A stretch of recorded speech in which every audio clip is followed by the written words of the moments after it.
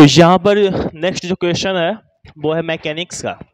तो काइनेमेटिक्स ना class 11th में काइनेमेटिक्स बहुत लोचा होता है बच्चों को। जैसे होता है क्या कि पहले बार बच्चे जो है वो क्लास 10th पास आउट करके आते हैं और काइनेमेटिक्स का अच्छा क्वेश्चन मिलता है मोशन का, है ना।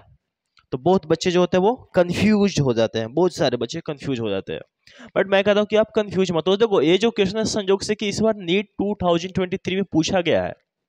ये जो क्वेश्चन जो आप देख रहे हैं व्हाइट बोर्ड के ऊपर, ये क्वेश्चन ऑलरेडी इस बार नीट एग्जाम में पूछा जा चुका है। ठीक है, ट्राई कीजिए खुद से, नहीं तो फिर हम सॉल्व करते हैं। बहुत इजी क्वेश्चन है,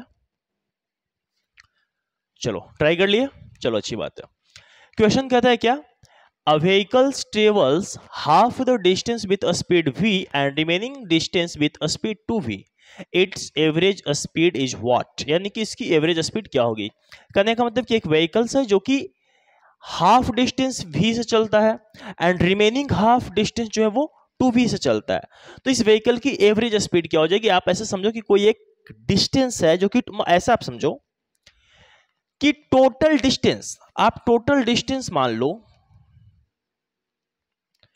टोटल डिस्टेंस मान लो कि है एस है। तो फर्स्ट हाफ डिस्टेंस कितना हो जाएगा, हाफ डिस्टेंस कितना कहलाएगा, एस अपॉन 2। और बाकी जो रिमेनिंग डिस्टेंस होगी जो बाकी जो रिमेनिंग डिस्टेंस रह जाएगी वो कितना हो जाएगी। तो सेकेंड हाफ या फिर रिमेनिंग हाफ डिस्टेंस बोल दो या फिर रिमेनिंग डिस्टेंस जो बोल दो वो कितना हो जाएगा। तो वो भी हो जाएगा, रिमेनिंग डिस्टेंस भी आपको मिल जाएगा कितना, एस अपॉन 2 मिल जाएगा। कोई दिक्कत। अब देखो फर्स्ट हाफ डिस्टेंस जो है वो चलता है v स्पीड से और रिमेनिंग डिस्टेंस चलता है कितना से, 2v स्पीड से। क्लियर। फर्स्ट हाफ डिस्टेंस चलता है v स्पीड से एंड रिमेनिंग डिस्टेंस, आप इसको सेकेंड हाफ ना करके आप इसको रिमेनिंग डिस्टेंस ही कर लो, ज्यादा अच्छा रहेगा, आप कंफ्यूज नहीं हो गए। ठीक है, रिमेनिंग डिस्टेंस। तो फर्स्ट हाफ डिस्टेंस s/2 चलता है v स्पीड से एंड रिमेनिंग डिस्टेंस चलता है s अपॉन 2 जो है वो चलता है 2v स्पीड से। तो कहता है क्या कि इस व्हीकल्स की एवरेज स्पीड क्या होगी। तो एवरेज स्पीड क्या होता है भैया, total distance upon total time, total distance upon total time equal to average speed. आपने एवरेज स्पीड निकालना है, आपने मान लिया कि टोटल डिस्टेंस कितनी है, एस है, रिमेनिंग और half distance S upon 2, remaining distance भी एस अपॉन 2। तो आपने टोटल डिस्टेंस तो दिया हुआ है, टोटल डिस्टेंस आपने मान लिया एस है। अब आपने क्या करना है कि टोटल टाइम निकालना है। तो आप एक काम करो, time taken by vehicles in first half distance कितना हो जाएगा, time taken by vehicles in travelling first half distance को आप t1 मान लीजिए। बात को समझ रहे हो ना। हमने क्या करा कि फर्स्ट हाफ डिस्टेंस को ट्रेवल करने में व्हीकल्स को जो टाइम लगा वो टाइम कितना मान लिया हमने, t1। तो t1 की वैल्यू क्या हो जाएगी, टाइम इक्वल टू क्या होता है, डिस्टेंस अपॉन क्या, डिस्टेंस अपॉन स्पीड। तो यहां पर डिस्टेंस कितना है फर्स्ट हाफ के लिए, एस अपॉन 2 और स्पीड कितना है v, तो हो गया एस अपॉन 2v t1। कोई दिक्कत। इसी तरह से हम क्या निकालेंगे कि time taken by vehicles in travelling remaining distance, यानी कि रिमेनिंग डिस्टेंस को ट्रेवल करने में कितना टाइम ले रहा है कौन, व्हीकल्स, उस टाइम को हम मान लेंगे t2।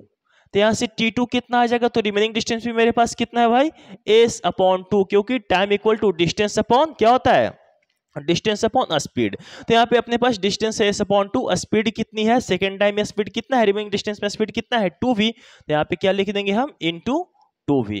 तो यहाँ से आ जाएगा अपना, मिल जाएगा s अपॉन 4v। तो यहाँ पे t2 की वैल्यू कितनी आ जाएगी, s अपॉन 4v। कोई दिक्कत, s upon 4v।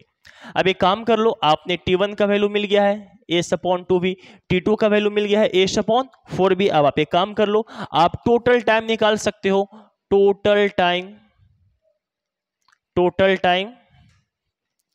t total time taken by vehicles. तो टोटल टाइम कितना हो जाएगा t1 plus t2।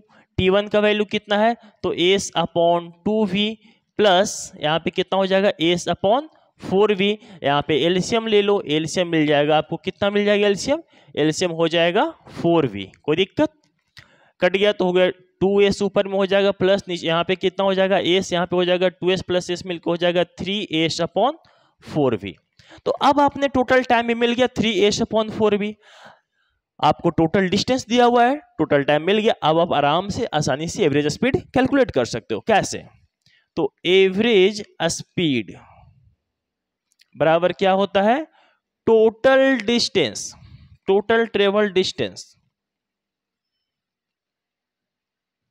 Total distance by total time. Very simple. अब टोटल डिस्टेंस कितना है, तो आपने टोटल डिस्टेंस कितना लिया है? एस लिया है, तो आपने लिख लो एस। और टोटल टाइम कितना है?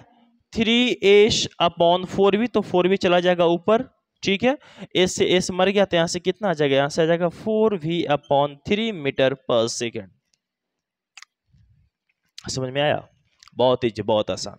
ऑप्शन चेक करो, ऑप्शन बी 4v/3, बहुत इजी था, बहुत इजी था, बस थोड़ी सी कॉन्सेप्ट लगानी थी, बहुत इजी था। स्क्रीनशॉट करें। चलिए, हो गया, स्क्रीनशॉट कर लिया। देखो, काइनेमेटिक्स का जो मोशन का जो क्वेश्चन था वो थोड़ा सा बस बेसिक कॉन्सेप्ट लगाना होता है। आपने पकड़ना होगा कि अगर जैसे देखो, मान लो कि अगर आपने एवरेज स्पीड का कोई क्वेश्चन दे दिया कि एवरेज स्पीड आपको फाइंड करनी है, तो आपने ये बात सोचनी होगी आपके दिमाग में कि एवरेज स्पीड के लिए आपको दो चीज चाहिए। पहला, total distance travelled by body या पार्टिकल या व्हीकल्स, और दूसरा total time taken by body या पार्टिकल्स या फिर व्हीकल्स। ये दो चीज अगर आपको मिल गई, ये दो क्वांटिटी अगर आप मिल गई, तो आप आसानी से एवरेज स्पीड फाइंड कर सकते हैं। तो इस दो एवरेज स्पीड फाइंड करने के लिए इस दो क्वांटिटी को आपको पहचानने की जरूरत पड़ेगी, ठीक है। तो और इसके बाद आप सिंपली फॉर्मूला अप्लाई करें एवरेज स्पीड का, सिंपल सा, बहुत आसान तरीके से आप एवरेज स्पीड जो है वो कैलकुलेट कर सकते हैं। Okay, take a screenshot.